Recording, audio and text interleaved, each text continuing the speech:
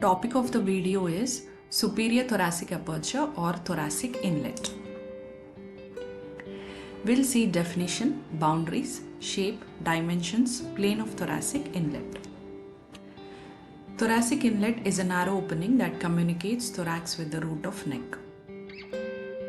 Boundaries are anteriorly manubrium sternite, posteriorly superior surface of T1 vertebra, laterally on either side, first rib and its cartilage.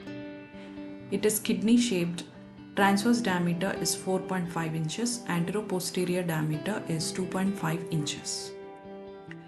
Plane of thoracic inlet. Anterior boundary is 1.5 inches below posterior boundary and it is oblique at 45 degrees with the horizontal plane and it slopes forwards and downwards from posterior to anterior.